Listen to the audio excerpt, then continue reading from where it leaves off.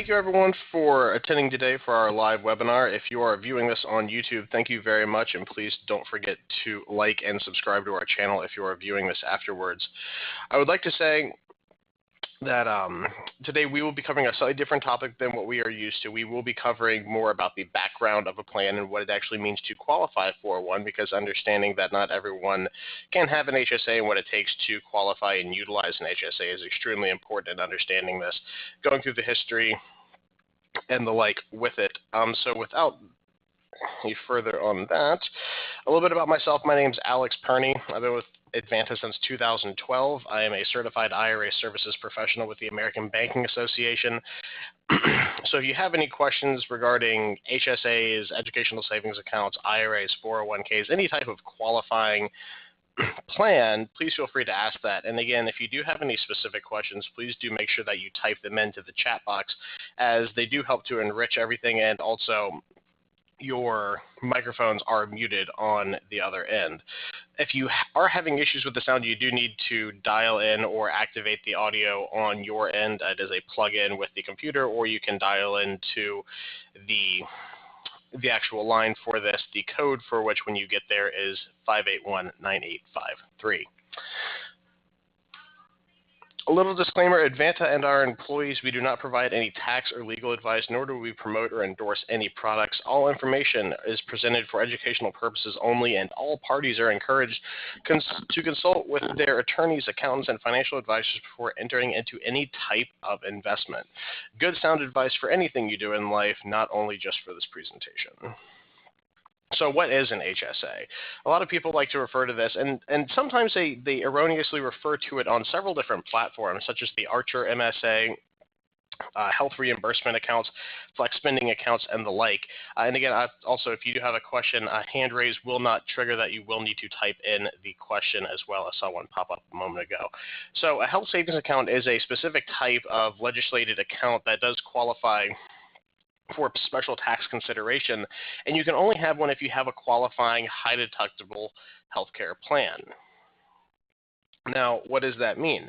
We will get into that in a moment, but you have to have an HDHP in order to qualify for this. So, one moment.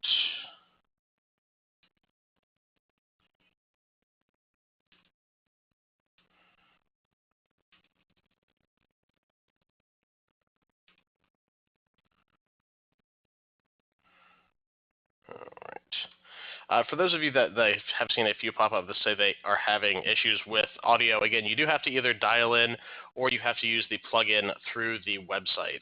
Let me just type in for those people. One moment for those that are live.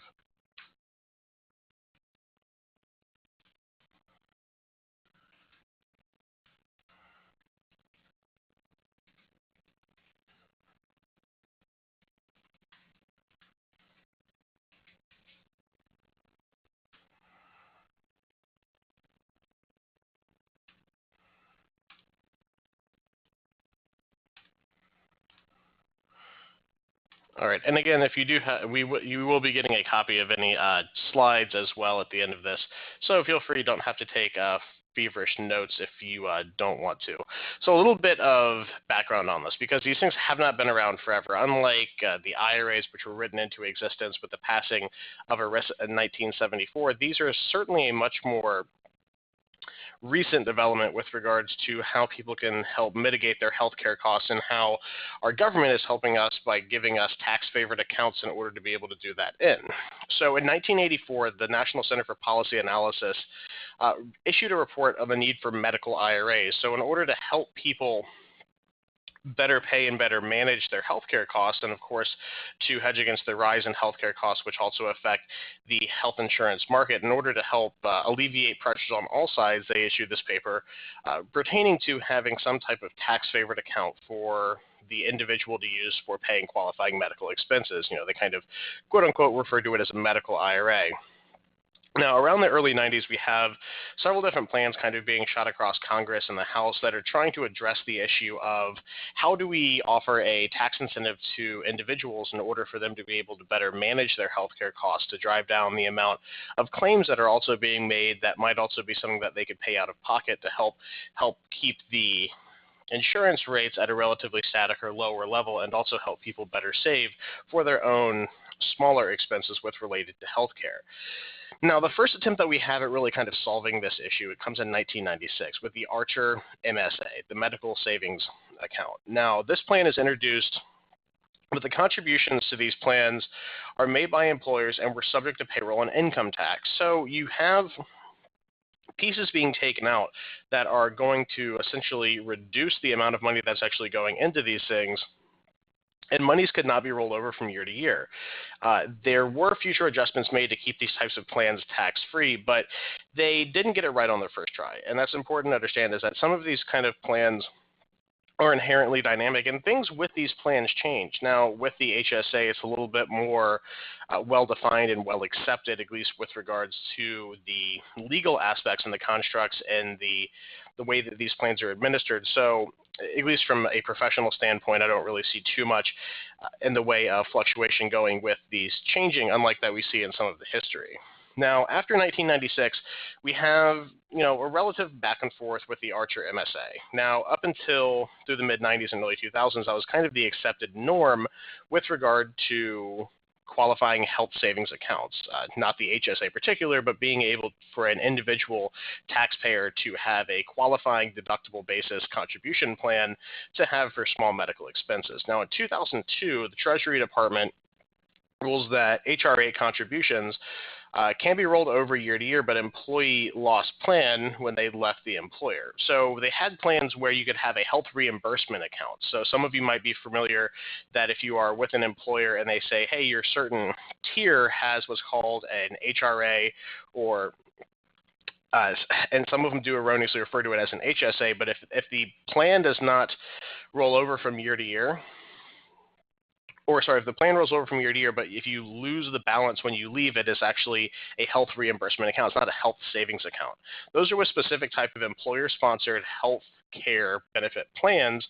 So in 2002, we addressed some issues with the ability of not being able to roll over from year to year.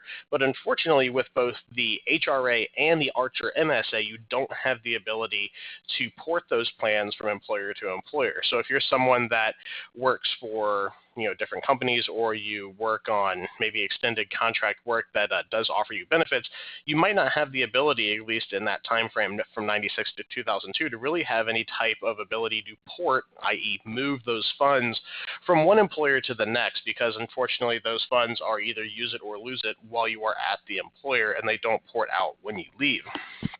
Now in 2003, we actually have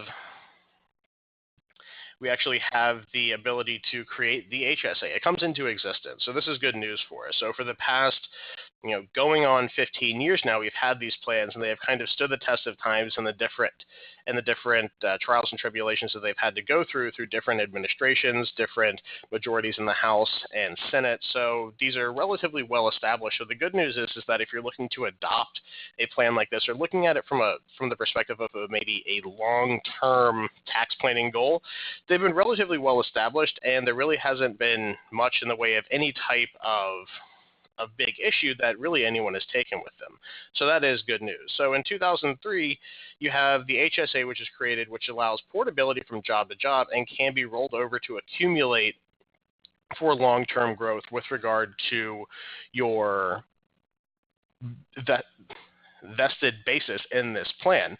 And you can also use them for non-health reasons as well. Unlike the HRA and the Archer MSA, they have to be qualifying expenses that you're taking a distribution to pay for or take a reimbursement for. The HSA has a provision where you can certainly take out money at any time to use it for any type of expense that you would like. However, in order to maintain that tax-free distribution, it does have to be done for a qualifying distribution, and there also are some age limits that we will get into a little bit later.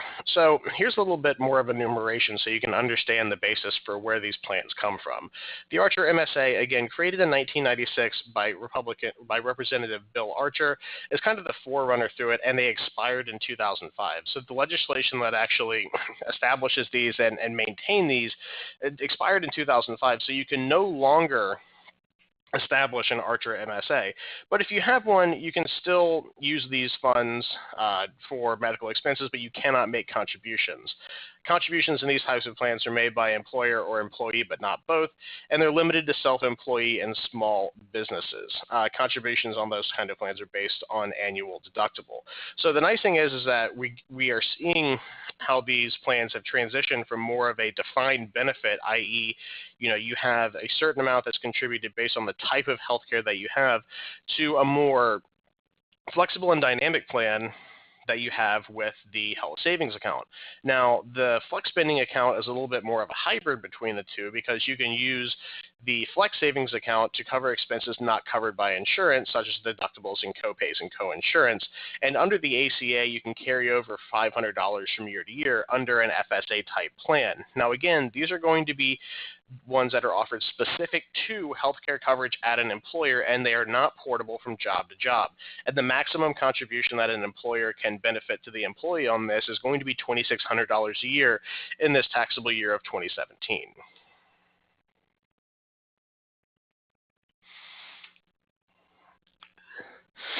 So why use an HSA account? If you have very low, let's say, cost of medical expenses and you don't really have too much in the way that you think you're going to need in the future, why plug away something into a tax-deferred type of account? Why not just keep it personally? Well, there are inherently some really great benefits to this.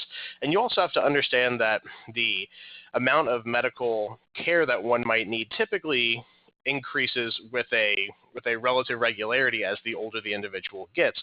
So maybe starting when you have less in the way of unexpected expenses, to have a larger basis when you are of the age where you might have more high cost unexpected expenses is definitely sound logic when looking at this. And some of the great benefits of the HSA include is that you have the government actually encouraging you to have better healthcare spending habits. Kind of the theory that goes behind this is that if you are spending your own money, you'll do more research and onto what you are purchasing and what healthcare choices you're making, and you're going to make better decisions, and ultimately that's going to lower healthcare costs. Now, of course, this is a theory. If you have a high deductible healthcare plan and you are, kind of picking and choosing what you are going to pay out of pocket, it can and can't. You have to rely on the prevailing sentiment in the marketplace of healthcare providers to lower their premium costs when they have less claims. Take that for what it is, but it's certainly something that is an interesting theory. And the interesting part about that is that if even with certain parts of that maybe not holding true in the current marketplace, the fact that you are being given an additional tax beneficial account in order to save money for qualifying medical expenses, for personal matters, for anything that you want to, is a great benefit to you as the taxpayer, and is absolutely something that should be taken care of and understood, so that way you can best utilize it for your own personal planning purposes.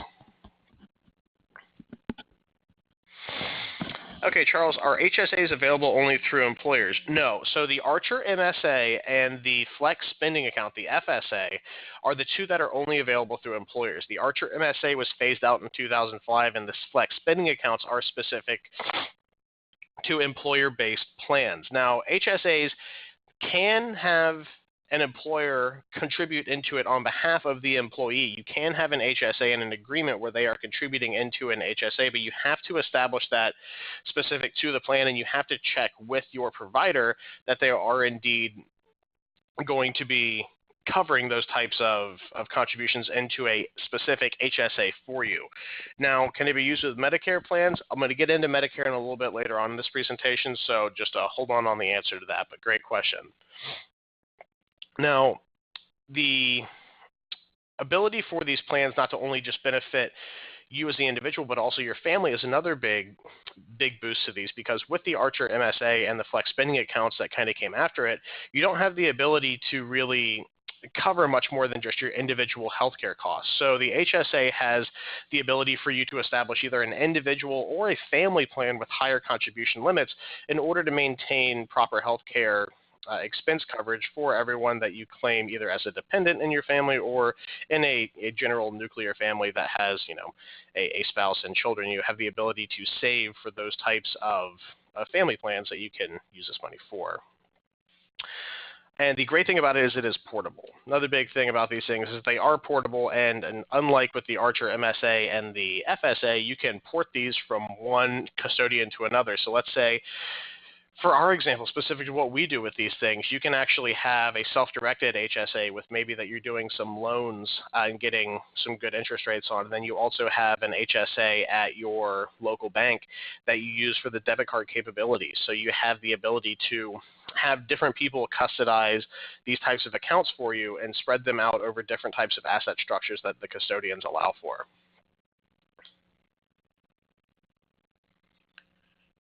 Now, John, you're actually asking about the FSA contribution limit of $2,700. Now, that is going to be a contribution made on behalf of the employer into the FSA account for you for the flex spending. That doesn't have any basis on the HSA account. Now, the HSA account actually has a higher contribution limit than $2,700, and it is fully deductible. And the really cool thing about the contributions made into a HSA account, now, most people kind of like to equate the HSA to a hybrid between a Roth and traditional IRA, which is definitely true because you have the ability to have tax-free distributions of basis and earnings for qualifying medical expenses.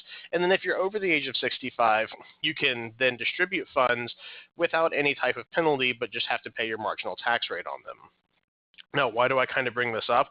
Because there is no phase out for deductibility like there is regarding healthcare coverage or income limitations for your contributions made to an HSA. If you are qualified to make a contribution to an HSA with very few exceptions, you will always have the full amount of either the family or the individual amount of contribution deductible to you on your personal tax return. So very cool that you get the ability to create more deductions for yourself, even if you're not.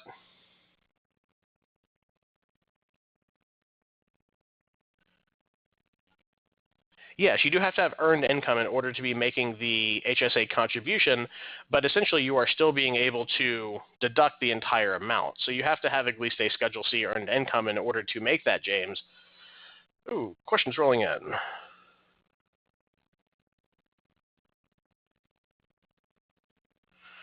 Okay, so Keith, you make the contribution directly to your HSA account if you are going to be making it deductible. So your personal deduction your personal deductible contribution will be made to that plan directly to whatever institution that is holding that HSA for you. You don't have to have it deducted directly from your paycheck unless the people that do the payroll for your business offer that type where they can do both the employer match and the payroll and deduct it from your payroll and properly claim that when they issue your W-2 at the end of the year. Is there a limit for HSA funding when you max fund a Roth and traditional IRA? No. If you qualify for an HSA, you can max out your contributions to an HSA as well. Good question, Randy. All right, moving on.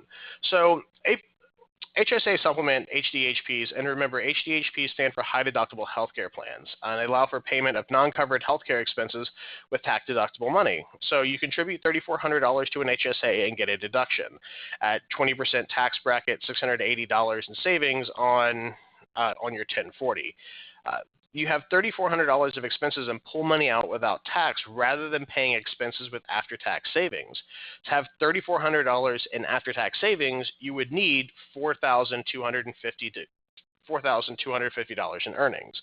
So it kind of goes to illustrate how effective these can be with helping you save by having deductibility of the amounts of money that you are putting in. And remember, if you're getting tax-free distributions, you get that deduction and then also get to distribute the money back out tax-free along with any earnings attributable to that contribution for the qualifying medical expense. Now, there are two types of health savings accounts. It's not one size fits all. The nice part about it is that you do have the ability to have a higher contribution limit with the two types of accounts. The individual HSA covers one individual, so they are going to be on a solo healthcare plan, and a family HSA covers all members of the family covered under the healthcare plan.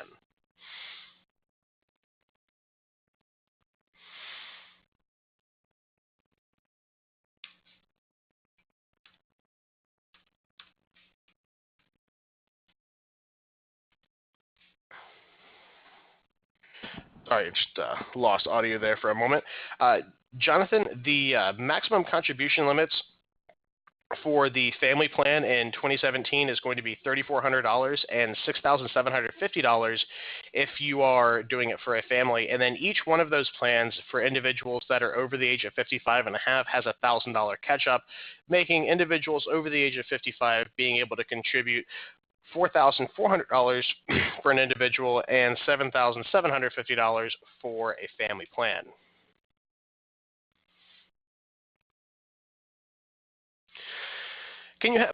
So Joe asks, can you have a family HSA when one member is covered under Medicare, husband, and the other member, wife, is covered under an HDHP? So if you were covered under a Medicare plan, it would not be high deductible healthcare coverage.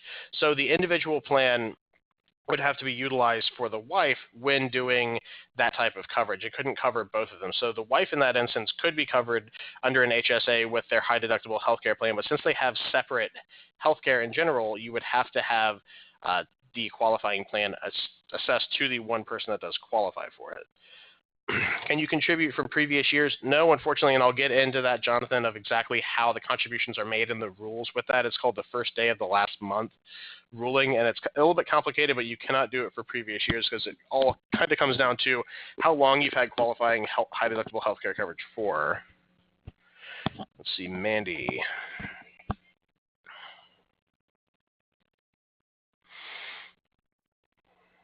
Just reading the question.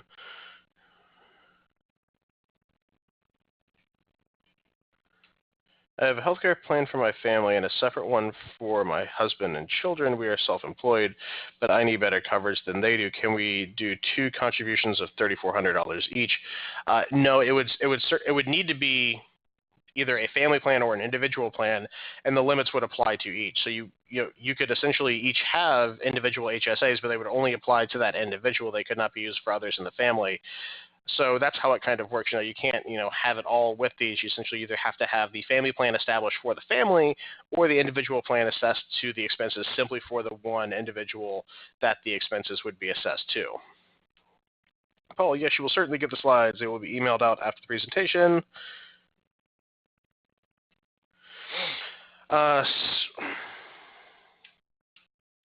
Scott, can HSA funds be used to cover a qualified partner not married? I would say look to how your state law assesses benefit. With the passing of the Supreme Court regulations on same-sex marriage, it's, if you are legally married, then the benefit absolutely does apply. With regards to what different states qualify as different partnerships, in all honesty, I'm not quite sure. But I do know it has no bearing on orientation and whether or not it is a same-sex or I'm not sure if the word for it, or same-sex or not marriage. But you would need to look to the qualification of how you file your taxes. Typically, I would look to if you file a joint tax return, then yes, it can be used to cover the family. Can you fund from an IRA? Good question, Jeff. You can do a one-time rollover from a traditional IRA into an HSA. However, it cannot exceed the maximum contribution limit for the type of plan that you've established. So if you are doing it for your individual plan, it's only going to be $3,400, and for a family plan, $6,750, along with the catch-up contribution. So you can't necessarily just do a one-time large lump sum rollover of the traditional IRA, which would be really nice, but you can do a first-time funding rollover for that.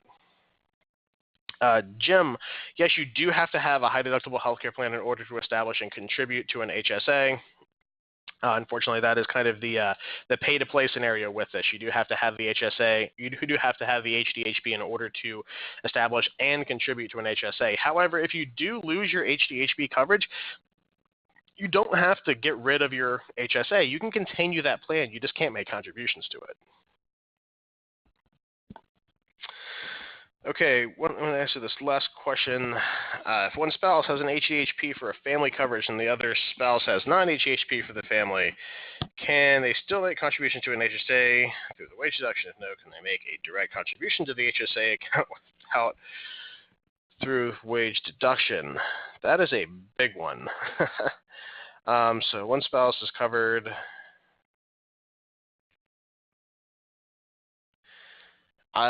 In all honesty, I'm just not sure, Jenny. That's kind of a really in-depth question. I would need to kind of write it out. In the constraints of this presentation, I just don't know if I have a correct answer for you. If you want to give us a call, I'm happy to kind of go through that with you in detail and look at it and get you a good answer. I would be wary to try to answer that quickly. Jonathan, what level deductible is considered a high deductible? We will get into that in a moment. Do you have to make the contributions by year end of current year, or is there a grace period? Again, we will get right into that with how the first day, the rulings for how exactly you make contributions into these plans. All those questions will be answered. Jim, thank you. You as well. Have a great holiday. All right. Eligibility for an HSA account. Going to kind of cover some of those things. So maybe this will be able to kind of answer a few of those questions that I wasn't able to get to a moment ago. Again, keep the questions rolling in. They are great. They help to enrich it. And who knows, your question might be something that someone else didn't know they needed to ask. So keep them rolling in. To qualify for an HSA account, there are 4 requirements. You have to have an HDHP. There's no getting around it. There's no kind of creative way to do it. You have to have qualifying high-deductible healthcare coverage. And what exactly does that mean? So you can read that. James, great question. I'm glad you asked that. How do you find an HDHP? The easiest way to do it is if you're going through the marketplace for Affordable Care Act, look for the ones with the highest deductibles, get the number and the plan number of that, give them a call and just ask them straight up, is this an HSA qualifying plan? Because there are certain small caveats, and we'll get to that in a minute, that would disqualify it from being an HSA qualifying high deductible healthcare plan. Although you may have a high deductible healthcare plan that qualifies on the numbers only of how much out-of-pocket deductible that you have, it may not necessarily qualify it by some of the specifics of that plan. It is kind of unfortunate, but really at the end of the day, you need to always make sure you call the healthcare provider and ask before you go into this, because there might be penalties associated with erroneously establishing and funding an HSA, making sure that it is an HSA qualifying HDHP. So in order to qualify for an HSA, what do you need to know about your HDHP? One, it has to have no office copays for prescription drugs. No copays for office visits or prescription drugs other than preventative care until you meet your deductible. So that's one thing that really kind of drives out a lot of the ACA plans, is that they have copays for office visits and prescriptions. So if you have that, even if you do have a substantially high HDHP, that's going to be something that disqualifies or precludes that plan from being able to have an HSA associated with it for you as the filer and the covered individual. Preventative care includes annual physicals, prenatal, well-child exams, immunizations, and certain screenings. You would need to essentially look through the IRS publications regarding everything that they do list it all out. If you just Google search HSA qualifying healthcare coverage, it'll bring it right up. You can kind of get a good list of it. I could do a 2-hour presentation on all that kind of stuff, so I try to keep it short and sweet for this. For 2017, self-only coverage deductible must be at least $1,300, and for 2017, family coverage deductible must be at least $2,600. So a lot of people probably do qualify for this. I know personally in my family, my coverage, I certainly qualify for that, but my plan is not HSA qualified because I do have a copay for my office visits and my prescription drugs. So I know that from my own personal dealings. I wanted to have one this year, but when my healthcare changed, I couldn't have one. So you need to always look to that, because, I mean, most people wouldn't always necessarily consider $1,300 and $2,600 to be high deductible necessarily. And your out-of-pocket maximums are going to be $6,550 for a self-only coverage, and for families, $13,100 for your total out-of-pocket maximums. So most people might be saying, well, my deductibles and everything are much higher than that, I automatically qualify. No, I always tell people, call your healthcare provider and ask, is my plan HSA qualifying? And that's really what you need to ask them. And at the end of the day, that's really going to kind of drive away most of your issues that you have whether it comes to establishing a plan if you don't qualify. Oh, wow. Greg asked a long question. Just signing up for my family HSA through my wife's job effective November 1. I intend to make this year's maximum contribution from my IRA one-time contribution rollover. Great. Okay. Question is, if I got a job next year that offers HDHP plus an HSA, can I make the maximum contribution to that plan next year for my IRA since it's a different plan from a different employer? That is going to be through the individual and to that specific HSA. If the HSA is going to be established for a family plan, then that rollover is going to be restricted to the family plan as the one-time funding rollover. If they are both being established as individual HSAs, not for family coverage, each individual HSA could essentially be funded by the individual's own IRA as the one-time rollover. With regards to the nuance of whether that it can be move from one to another if you are filing jointly and doing it from the other, I don't know. That's a little bit past what I've ever been asked, but it's a great question, and it's certainly something that I like to see being asked because it means you're thinking very dynamically about something that is very cumbersome in general. So it's good to kind of get down to the nuts and bolts because that's ultimately going to determine where you can pull those funds and helping you mitigate the actual out-of-pocket costs that you have by getting it into a plan, getting it from a plan that you've already been saving from for a long time. Does out-of-pocket include prescriptions? You would need to check with your healthcare provider. Again, if your healthcare provider includes the cost of prescriptions in their total out-of-pocket costs for their coverage basis of total out-of-pocket expenses, then yes. If I don't use HSA money, does it roll over to the next year? Absolutely. HSA money never goes away like the flex spending accounts or the Archer MSA. This webinar is not qualified for CBE credit, although I'm sure I could get one done, but we do offer CBE credits for qualified individuals such as enrolled agents, attorneys, and CPAs. I know, Michelle, you certainly wouldn't mind getting that credit, but unfortunately this is not one that we have run through to get eligible for CPE. Okay. Where's the first eligibility requirement? Charles, if you just tuned in, it was the previous slide. Again, you will get these slides emailed out, so don't feel like if you miss something, it's not going to be at the end of the world for you. You can get copies of it. April, does AFLAC and other similar policies count as other healthcare coverage? That I don't know. Specifically with AFLAC, I do know that they are a supplement coverage for catastrophic events. I just don't know if that qualifies under other healthcare coverage that would disqualify that HSA plan, having kind of the other type things. It's just something honestly I've never been asked. I would need to look into it. I'm certainly happy to, if you want to email me your information, look into that and get you an answer. You cannot have other healthcare coverage, so you can't have a high deductible healthcare plan that maybe has a really low expense and then also have a very comprehensive plan with much lower expenses just to have the HSA. That's why they are trying to make sure that people that have very tight coverage and very low expenses don't necessarily have the benefit of having something that is supposed to be benefiting people with cheaper healthcare coverage and higher out-of-pocket expenses for those. But you can have dental and vision plans and long-term disability insurance and workers' comp.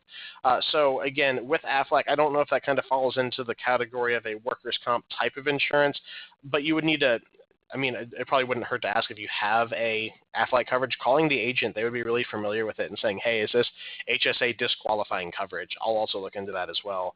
You cannot be enrolled in Medicare and cannot be claimed or listed as someone else's dependent. So you can certainly have dependents, which is why you would have a family coverage. But if you are still being claimed as a dependent, you cannot have an HSA. So kids, if you're still being claimed as a dependent, get off your parents' health care, and then you can have the benefit of having an HSA. So those are essentially the four constraints that do qualify you for an HSA. Just kind of go through them again. You have to have a high deductible health care plan, $1,300 for an individual, $2,600 for a family deductible, and you also have to have at least $6,550 of out-of-pocket maximums and $13,100 of family out-of-pocket maximums for that type of coverage. You cannot have other healthcare coverage. You can have vision, dental, long-term disability, and workers' comp, and you cannot be enrolled in Medicare or be listed as someone else's dependent. Let's see, Jeff S. I'm covered by my wife's HDHP plan. I will retire next year. Want to do one-time IRA transfer allowed? Yes, I believe so, as if you have never done a one-time funding rollover from your IRA, I do believe that's allowed. I honestly have never kind of been asked a question if you can do that later on down the road. I don't believe it's an issue, but certainly is something that I will double check for you. But if you I know you cannot do more than one of them.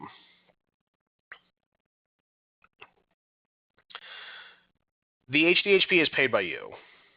Is there a chance that the healthcare reform will be changing any of the eligibility for the HSA itself?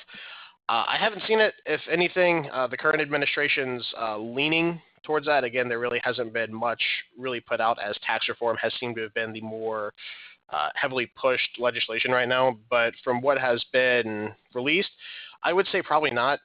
The ACA kind of rolled back the amount of HSA qualifying plans. So if there is any type of reduction in the actual ACA, I would see it probably leaning more towards the ability of more people being able to have an HSA, but it's kind of a wait and see. We can only speculate. The tax reform still isn't completely fleshed out yet. And with regards to any change in the healthcare acts, I would say that anything that's going to be done more than likely will allow for more HSA qualifying coverage, because it will be, essentially a little bit less regulation if the ACA is rolled back. But again, it's really hard to say. I would doubt that much would come in the way of this being able for people to use. But again, it's one of those things where we do have to wait and see. But it is certainly good to ask. Now, how can you determine when you can actually have this? Because people change healthcare coverage. It is a very dynamic thing for most people. It's not always going to just be the, like your house insurance. You're not just going to pay for a year and the next year revisit it. It can change essentially, as you change jobs. Some people might have 4 jobs in a year, so they might have 4 different situations with healthcare. So how do you determine your eligibility for having an HSA? What this is called the first day of the last month rule. So for the purpose of making a full year contribution to an HSA, you're treated as having an HSA for a calendar year so long as you have the HDHP in place as December 1st of that year. In order to keep that full year's contribution in the HSA account, you must maintain the HDHP for a full 12 months after that, or you'll be forced to take a distribution of the pro rata amount of the contribution. So you have to have your HDHP coverage in place by at least December 1st, no later, in order to make that year's full contribution. So you can essentially anywhere up until the 1st of December have HSA coverage implemented and then maintain it for a full 12 months, but you have to maintain it for a full 12 months after that. So anytime between January 1 and December 1, you make a full contribution for that year. You have to then maintain that plan from a full 12 months after that in order to not have to take any type of pro rata distribution of those plan assets from the HSA. So, for example, Ben enrolls in an HDHP plan November 30th of 2016. He can then contribute the full $33,500 to the HSA. Sorry, it should be $3,400 to the HSA account for 2017, and take the deduction on his tax return. If Ben loses the HDHP coverage prior to November 30th of the following year, he must take a pro rata distribution from the HSA account. The distribution will then be subject to taxes and a 10% penalty. So you have to maintain your coverage, and there's also, they say a pro rata calculation is that you are going to be assessed the penalty for each month that the contribution was essentially based in the account that you did not have the HDHP coverage. Okay, so contributions to an HSA account, briefly covered, but again, just so you have it kind of clearly enumerated, HSAs for a self are $3,400, $6,750 for a family plan, and then if you are over the age of 55, you can do an additional $1,000 into each plan. So really good to understand, and contributions must be made in cash. There's a lot of people that want to contribute in different forms. A popular thing to do now that we're seeing a lot of people look at is the advent of being able to invest in cryptocurrency with qualified plans. Again, you can't contribute anything that is not U.S. dollars into any one of these types of plans, although you can pursue many different types of investments with them, albeit any type of alternative that you'd like to, but it does have to be made in U.S. dollars when you are contributing into that plan initially. And you can do a one-time rollover from a traditional or Roth to an HSA to fund the account, but you're going to be subject to your annual contribution limits, meaning that you can't do a $50,000 one-time rollover excuse me, to the HSA. You can only do it in the amount of $3,400 or $6,700 per your plan limits. Again, I do see a few hands being popped up. only will be replying to the questions typed in the chat box. All right, got one coming in from Jordan. If I have had an HSA for the last year, contribute a maximum by the end of this year, and retire early next year, will I be required to do anything? That's a good question, Jordan. That depends. If your HDHP coverage is not maintained for a full 12 months after the year that you made that contribution, if you made it for a year and then did not maintain that coverage throughout the entire 12 months of that year, after the first new year of the plan, then you might be required to take a pro rata distribution of that because you did not have the qualifying healthcare coverage for the entire year that you made the contribution for. So long as that you have had a full 12 months of coverage for every year that you have made the maximum contributions, you're not really required to do anything. You can maintain these plans for as long as you want. There's no required minimum distributions. However, there is some issue with portability and depth, but the short answer to your question is maybe, maybe not. It just kind of depends on that. If you are being covered under COBRA benefits, though, that would be additional insurance, so you would need to look at that. That might inherently disqualify you from being able to have the HSA. So the contributions made during the transitional period, you might have to distribute a portion of that pro rata and pay taxes on it. So you just kind of need to sit down with your accountant and say, hey, here's when this started, here's when that started, what portion do I need to take out, or maybe just not contribute the maximum and try to avoid that in a proactive sense. Okay, contributions can be made by an employee or an employer on behalf of the employee.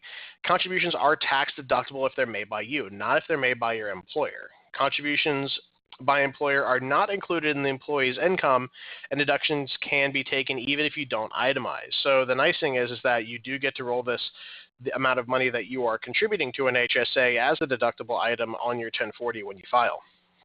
And contributions can be made up to your filing date, i.e. April 15th. However, you do have to make these by your timely filing deadline, so you cannot do it with extension. So unfortunately, you only have until your personal timely filing deadline of April 15th or the next following business day in order to make previous year contributions into your HSA. And all of the same type of rules apply with regards to how long the healthcare coverage is done for. And unfortunately, you cannot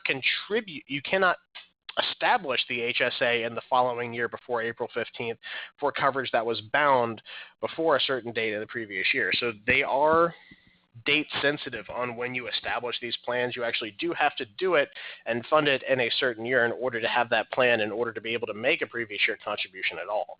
So maybe you have a bonus check coming in that is issued after calculations are done, but is going to be calculated on this year's income. You might need to have the plan established so that way, if you know you're going to be eligible for it, so that way you can do your previous year contribution, because after that, essentially, you cannot make and establish that plan for the previous year.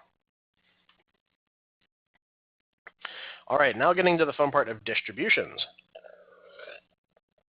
Distributions for HSAs are tax-free regardless of age, so long as the plan has been in existence, so long as, now this is kind of where the rules are going to start to come into effect. The distribution is for qualified medical expenses, and the expenses are incurred after the HSA has been established. So unfortunately, if you had a large basis of expenses previous to the HSA being established, you cannot retroactively reimburse yourself, and the expenses do have to be qualified. So there is a long list of things that are qualified medical expenses. The IRS reviews every single one of them in alphabetical order in publication 502. So look that up if you're looking for a little bit of light reading. It is very long, but they do go over all the qualifying medical expenses. Your healthcare plan deductibles, the cost of doctor's visits, dental care, vision care, and again, only expenses not covered under another plan. Then you have medications, prescriptions, OTC medications that are prescribed, insulin, chiropractors, bandages, psychiatric care, capital improvements to a home if you need to make something more accessible. So to make maybe your house ADA compliant if you become fully disabled, if you need long-term care, things like that. They're all things that you can use HSA monies for. So is it when the expense is incurred, not paid? Yes. So if you incurred the expense prior to the HSA being established, then you cannot use the HSA money in order to pay it. So, I mean, incurred and paid, I mean, if you essentially, if you just haven't paid it and you're letting an invoice pile up, it's really no different. It's the date of the actual incurrence of that expense is when you have to, you can use the HSA funds for. So some non-qualifying medical expenses. Not everything is qualified. Again, look to Section 502.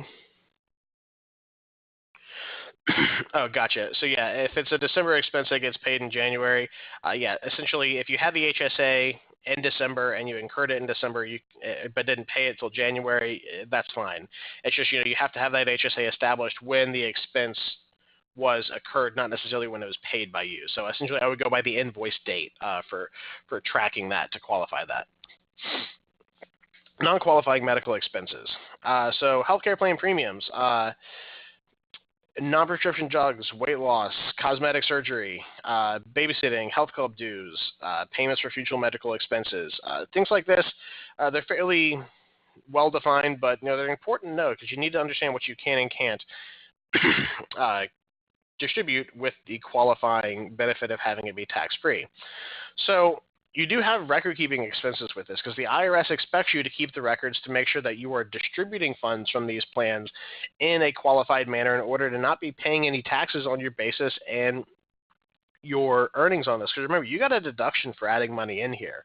So you're really kind of getting a really sweet deal in the fact that you get to grow this money without any taxes, distribute it without any taxes, so long as that you're paying for qualifying medical expenses. And even in the end of this, you're not having to pay any type of capital gains or ordinary income on stuff. And after the age of 65, you can distribute these monies to yourself, and you only have to pay your marginal tax rate on it. So it's only like you're just getting normal income, and you're not having to pay any type of additional taxes or track basis with these plans. So it is a really powerful tool, not only for your reimbursing yourself and making sure that you can pay medical expenses, but also for being able to use for retirement. I mean, if you are extremely lucky and you have very low healthcare costs and you are an extremely lucky person, then by all means, you can use some of this money if you have made wise investments and have grown it substantially. You can use it for retirement purposes after the age of 65. So you do have a lot of cool benefits with these. Greg asks, yes, it does eliminate the 10% adjusted gross income exclusion for deductible medical expenses. So the ability to pay fully something and not only have a partially deductible item on your healthcare, when you're deducting qualifying healthcare expenses on your tax return, you do get to pay 100% of this and not have a type of phase out for the deductibility of those expenses. So good thing to point out. Okay. Jenny asks, after 65 years old, this HSA becomes a retirement account? Not necessarily. You can think about it like that, but it's still an HSA. Just after the age of 65, you get rid of any type of non-qualified distribution penalty, so you can use it for essentially at the age of 65, it's still kind of the hybrid between a Roth and traditional IRA. If you distribute money for a qualifying medical expense, and it can be a 30-year-old qualifying medical expense if you have had the HSA established and HDHP coverage bound for that long, you can reimburse yourself from ages ago, and it still is tax-free, completely tax-free to you. But if you want to distribute the money to maybe for some car maintenance or to take a vacation, you would just pay normal taxes on it after the age of 65 with no penalty.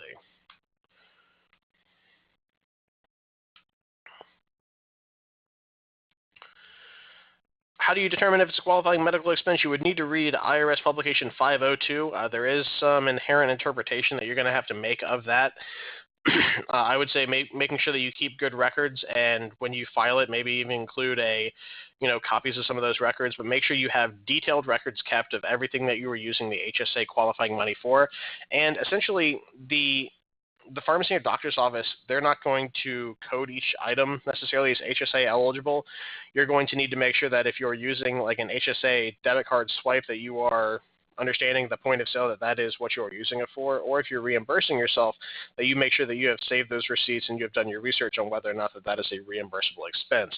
But essentially, the doctor's office and pharmacy aren't necessarily under any obligation to make sure that you are informed of whether or not something is HSA eligible, because in all honesty, they may not know. As in a previous slide, a over-the-counter medication, if it's prescribed, if you have a prescription for it, is HSA eligible. So let's say your doctor would write your prescription for something like Advil, like ibuprofen is a fairly common one. That's an over-the-counter medication, but you have a prescription for it. So in normal course of action, just buying a bottle of Advil wouldn't necessarily be HSA qualifying, but if you have a prescription for it, it would. So understanding that they don't have enough information to really kind of give you the feedback for qualifying that as an HSA expense is important, so that way you understand the ultimate responsibility of determining the qualification of an expense for HSA reimbursement ultimately lies with you as the HSA holder. All right. So when and how can you take distributions from an HSA? It's something that everyone needs to understand, because not only do you need to understand the basis for qualifying for these,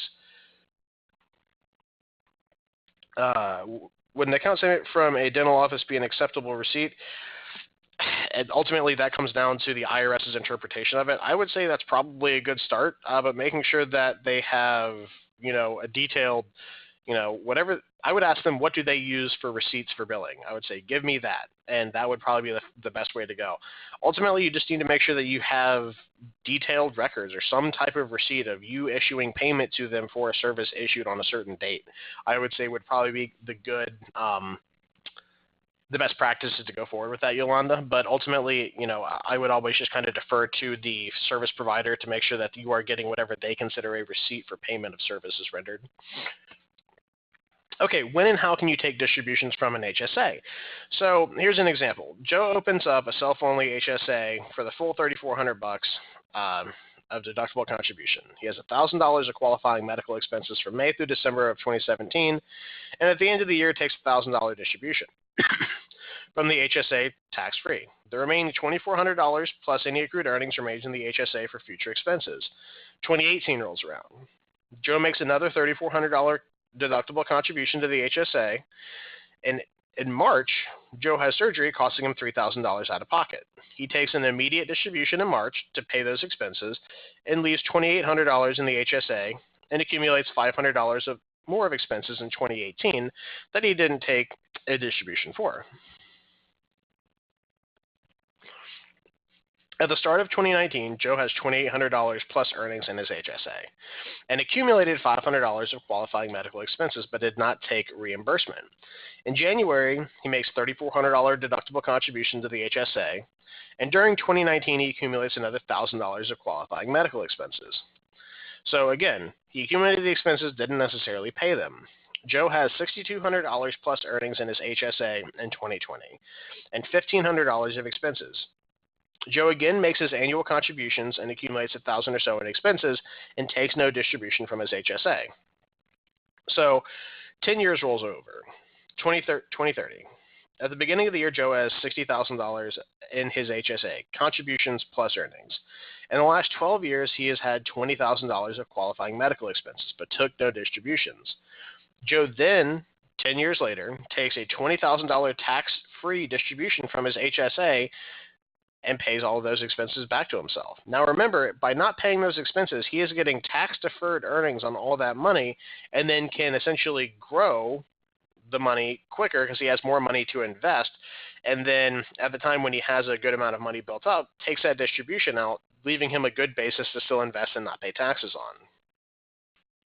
And then in 2031, Joe decides he wants to remove some of the funds from his HSA, but has no more qualified expenses. So what are his options? If Joe's under the age of 65, then the distributions from the HSA are subject to income tax and a 20% penalty. It's going to be a pretty close haircut when you're looking at it from that perspective. But if he's over the age of 25 or has become disabled, because if you're disabled, the 20% penalty goes away as well, the non-qualified distribution is only subject to his marginal tax rate. So if you're under the age of 65, taking out a distribution from an HSA can incur pretty heavy penalties from the IRS, because not only are you going to be paying the 20% penalty, you're also going to be paying ordinary income tax on that as well. So you can get up to the 50% of your distribution real quick when it comes to taking non-qualified distributions under the age of 65. But again, if they're qualified distributions, even reimbursing yourself from expenses occurred a long time ago, so long as that the HSA was established before that expense was incurred, you're all set. You're not paying taxes or penalties on that. Now, naming a beneficiary to your HSA. You can name a beneficiary of your HSA, but there are some considerations with this because it's not treated exactly the same as correct. So if he itemized the expense and took a deduction for it, Greg, then he would not be able to reimburse himself. We covered that a few slides back if some people missed it. If you take a deduction for a qualifying medical expense, that's going to preclude it from being able to be reimbursed to you because essentially you're getting the tax benefit of a deduction for it as opposed to carrying that over and reimbursing yourself from the HSA. All right, just make sure we don't have any questions. Okay, so HSAs can have beneficiaries named, but the options are not as varied as you would have with an IRA. Essentially, the only person that can inherit an HSA is your spouse. Your legally defined married spouse can inherit your HSA and use it for qualifying medical expenses. Nothing changes. Essentially, it just becomes a treat as their own HSA. For anyone that's named as a non-spouse beneficiary of the HSA ceases to be an HSA, and the value is distributed to that beneficiary as taxable income in the year you die. If your estate is issued as the sole beneficiary of the HSA, then it is included in your final income tax return. So, very important to understand that these things are, although they can overlap a little bit with regards to what you were looking at typically on the IRA side of things, they don't necessarily cross-pollinate and have the exact same type of beneficiary options. So understanding where that lies is certainly very important. Now, all well and good, we've covered a lot of, one, how these plans came into existence, what their essential role is with helping you save and reimburse yourself for retirement. But what can you invest with these things? It's great to know that how you qualify for it, but ultimately, what does it mean to have an HSA? And if you want to really try to make some money in it, you need to understand your options for investing these funds. You're not just limited to having, an HSA debit card at your local bank that makes 0.01%, essentially like a checking account. You can choose your investments with these things, and you can get as diverse as you'd like to, or you can maintain, as middle of the road as you'd like to as well. What I'd like to explain to people is that your HSA funds are not going to be limited to anything. You can invest HSA funds in things like real estate, promissory notes. You can even invest in alternative assets. What you do need to understand very well is that there are a few things that you can't invest these funds into. You cannot invest HSA funds along the same lines as what you cannot invest IRA funds for. You cannot purchase a life insurance contract or assume the life insurance premium for a payout on an HSA. Essentially, an HSA is a tax-qualified account, so there wouldn't be any benefit to it holding a life insurance policy because those are paid out tax-free as well. And also, you cannot hold anything that derives its value from collectability. So anything like antiques, rare bottles of wine, stamps, coins, with the exception of ones that are traded just for their bullion content, you can't hold any things like any of those types of things in an HSA. You have to understand that. But really, from there on, the sky's really the limit for what you're investing in.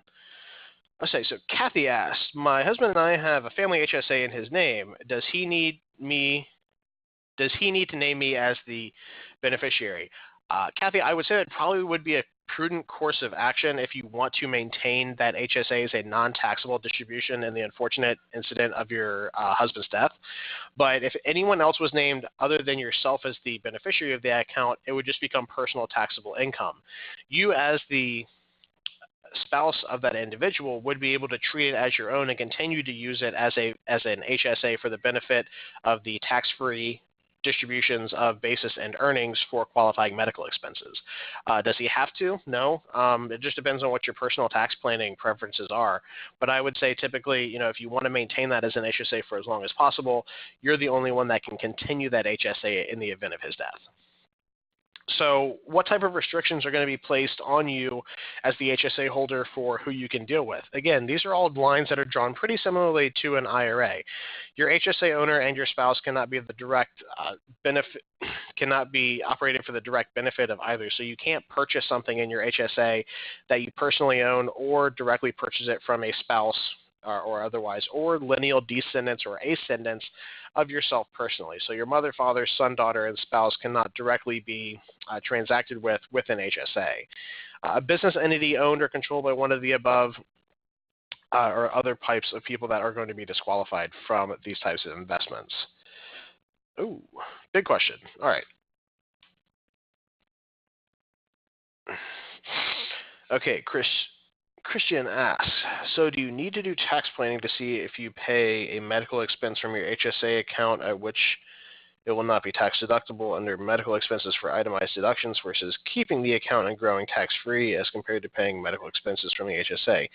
Essentially, that's exactly it. Determining whether or not you want to take a deduction on your itemized return for having that type of expense essentially reimbursed through a deduction on your taxable income.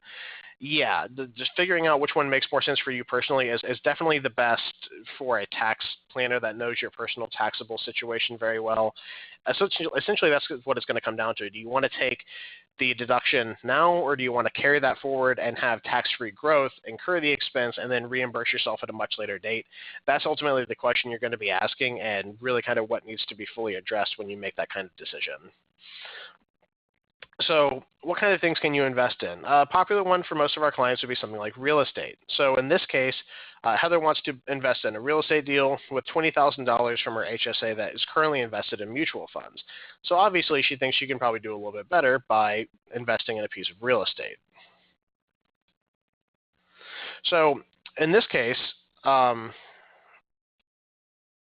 sorry, I just got a little bit tracked. So in this case, Steve is looking for a partner. He's acquired a property for rehab and needs $20,000 for the rehab costs. Laura offers to lend Steve $20,000 out of her HSA and split the profit when the property sells. So in this case, she's going to be issuing a loan out of her HSA for $20,000 plus 25% of the profits secured by a first mortgage on the property. So the HSA is going to be the first lien holder on the piece of property and also going to be getting 25% of the profits at the point of sale. The payoff to this to the HSA is the total profits of the sale are $30,000. So the HSA gets the $20,000 back plus $7,500 of that as well. So now she has $27,500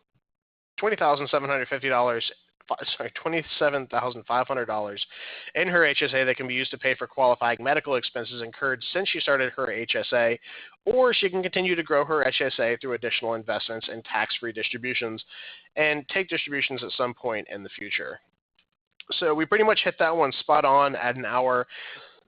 For anyone that has additional questions, please feel free to reach out to me directly. I'll do my best to answer them. I'm by no means an expert to the consummate level. Jordan, is Heather the co-owner? No, she is just, her HSA is just the lender.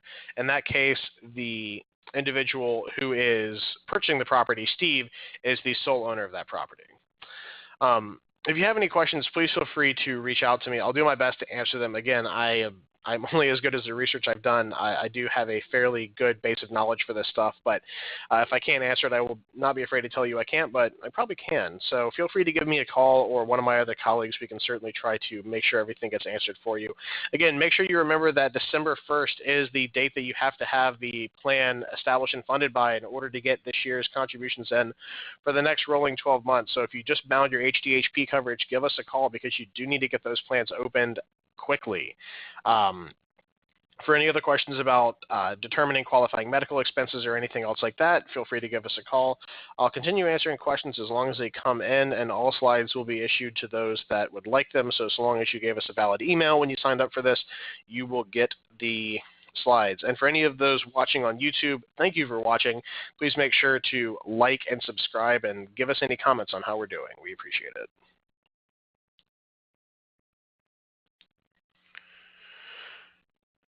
Okay, it's easy enough, Jenny. If you want to start self-directing your HSA, all you would need to do is just establish the HSA with us as the new custodian, and then you would just do a custodial transfer. It's really no different than establishing an HSA anywhere else. We just specialize in allowing those types of investments under our custody for HSA accounts. So it's really nothing crazy. The account's not styled in any certain way. You just establish a new HSA and transfer the existing funds via custodial transfer. All right. Everyone have a wonderful Thanksgiving, and we're signing off. Have a great day.